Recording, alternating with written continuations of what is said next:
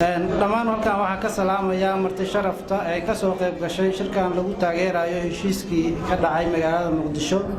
uguna horeeyo gudoomiyaha gobolka gudoomiye ku-xigeenka labaad ee degmada gudoomiyaha degmada Carmo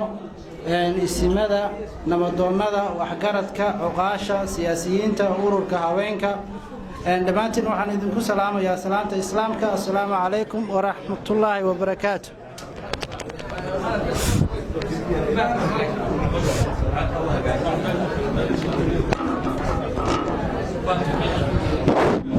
dhammaantiin waxaan idinku salaamayaa salaanta islaamka assalaamu calaykum wa rahmatullaahi wa barakaatuh ilaahay baa mahad iskale subxaana qaadirka noo ogolaaday annagoo caafimaad qabna inaan ka soo qayb galno munaasabadan aadka u qurux badan laguna taageerayo shirkii Muqdisho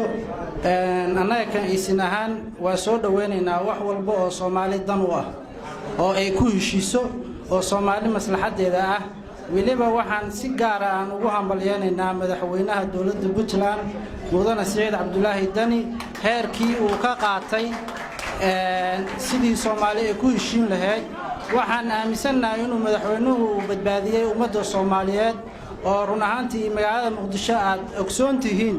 in ay bil ka hor qoryalo isku gurtay oo laga kala carari lahaa oo waxa waaye 91 loo noqon lahaa madaxweynahan ugu mahad celinaynaa iyo ra'iisul wasaaraha iyo in alaalay intii ka soo qayb qaadatay shirkaas sidii lagu heshiin lahaa mar labaad iyo mar saddexaadba waan idin salaamayaa madaxweynahana waan u hambalyeeynaa madaxweyne waxaan ku leenahay hambalyo halkaas ka sii wad Soomaali oo dhan baa ku fiirsanaysa annaga hadaan nahay gobolka bari run ahaantii munaasabadan uu soo gudoomiyaha gobolka u horeeya waxaan nahay arintan ka hadla shirkaasna taageera gudoomiyahana waa ugu hambalyeeynaa abaabulkaas uu galay assalaamu calaykum wa rahmatullaahi wa barakaatuh